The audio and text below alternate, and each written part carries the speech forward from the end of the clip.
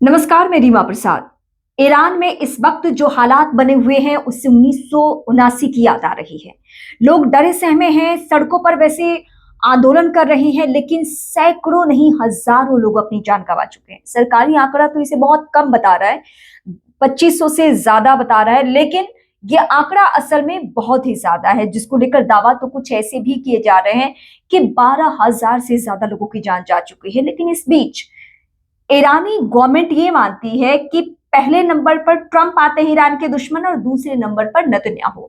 इन दोनों की वजह से ही इतने लोगों की जान जा रही है। दिसंबर के महीने में वहां पे हालात बिगड़े, पहले महंगाई और सारी परेशानियों को लेकर लोग सड़कों पर उतरे, लेकिन वक्त आते आते लोग खामनेई को लेकर इतने ज्यादा अग्रेसिव हो गए कि 80 के दशक का वो दौर ईरान का याद आने लगा और लोगों को लगा कि अब तक का सबसे हिंसक प्रदर्शन है ये, जहां पे इतने ज्यादा लोगों की जान गई है। वैसे मैं आपको बताऊं, ईरान को लेकर एक्चुअल रिपोर्ट किसी के पास नहीं है, क्योंकि वहां पे पूरी तरीके से नेट बाधित, पूरी तरीके से फोन कनेक्शन डिस्कनेक्ट कर दिया गया है। लेकिन अब धीरे धीरे इतनी सहूलियत मिल रही है कि लोग एक दूसरे से संपर्क साध सके, लेकिन वो भी नाक के बराबर है। अभी वहां हालात भयावह है, अभी वहां आगजनी का दौर है। कई जगहों पे तो ऐसी स्थिति हो गई है कि देखते ही गोली मार दी जा रही है और बहुत भयावह स्थिति है। इन सब के बीच एमईए ने, यानी भारत सरकार ने गाइडलाइंस जारी कर दी कि जो भी भारतीय नागरिक है वो जल्द से जल्द ईरान आ जाए। और इसमें ट्रंप का जो धमकी है, ट्रंप की जो चेतावनी है, वो आग में घी का काम कर रहा है। वहां के लोगों की परेशानी बढ़ाने के लिए और काफी है। ये दो देशों की लड़ाई के बीच में पिस रहे हैं वो ईरानी जो अपने हक की मांग को लेकर आगे आए थे, या फिर तख्ता पलट की मांग को लेकर। खामनेई को किसी भी सूरत में नहीं चाहते हैं वहां पे देखना। वैसे खामनेई ही नहीं बल्कि अन्य देशों में भी तख्ता पलट की सूरत बनी है, जिसमें बांग्लादेश का सबसे बड़ा उदाहरण है, नेपाल है। हालांकि ये एशियाई कंट्री है, मिडिल ईस्ट का देश है।